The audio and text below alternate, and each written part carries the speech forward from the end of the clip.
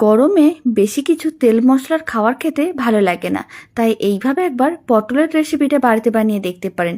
এই রেসিপি বানানো তো একেবারেই সহজ আর খেতেও ভীষণ ভালো হয়। এই থাকলে আর কোনো কিছু প্রয়োজনও পড়বে না, এক থালা ভাত নিমেষেই শেষ হয়ে যাবে। প্রথমে পটলগুলোকে ভালো করে ধুয়ে নিতে হবে, সামনের ও পেছনের অংশটা অল্প করে কেটে বাদ দিয়ে দিতে হবে। তারপরে খোসাটা ছাড়িয়ে নিতে হবে। পটলের খোসাগুলো যখন ছাড়ানো হয়ে যাবে তখন পটলটাকে এরকমই হাফ করে কেটে নিতে হবে। সমস্ত পটলগুলোকে হাফ করে কেটে নিয়েছিলাম। এবার এক সাইডে রেখে দিলাম। এবার কড়াইয়ের মধ্যে দিয়ে দিলাম পরিমাণ অনুযায়ী সর্ষের তেল। তেলটা খুব ভালো করে গরম করে নিতে হবে। তার মধ্যে দিতে হবে লবণ আর অল্প একটু হলুদ গুঁড়ো। এখন লবণ ও হলুদ গুঁড়োটা তেলের সঙ্গে খুব ভালো করে মিশিয়ে নিতে হবে, এতে কালারটা খুবই ভালো আসবে। খুব ভালো করে মিশিয়ে নেওয়ার পরে এবার আমি ধুয়ে রাখা হাফ করে কেটে রাখা যে পটলগুলো আছে সেই সমস্তগুলো কড়াইয়ের মধ্যে দিয়ে দিতে হবে। একসঙ্গে সমস্ত পটলগুলো দেওয়ার পরে ঢাকনাটা বন্ধ করে 3-4 মিনিট রেখে দিয়েছিলাম। পটলের একটা সাইড লাল হয়ে ভাজা হয়ে গেছে। এবার উল্টে পাল্টে পটলগুলোকে দুদিকই হালকা লাল করে ভেজে নিতে হবে।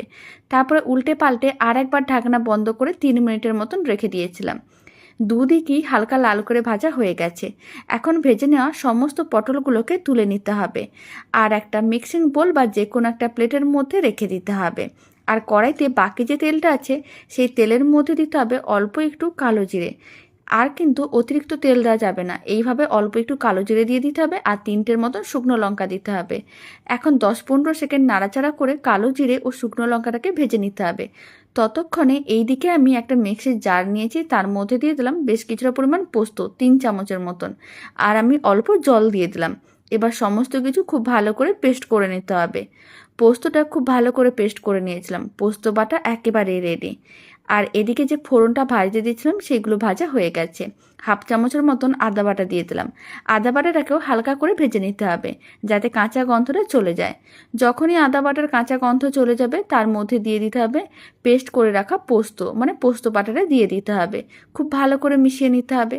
তারপরে ভেজে রাখা সমস্ত পটলগুলো দিয়ে আবারও একসঙ্গে সমস্ত কিছু ভালো করে মিশিয়ে নিতে হবে। 1 মিনিটের মতো নাড়াচাড়া করে নিতে হবে।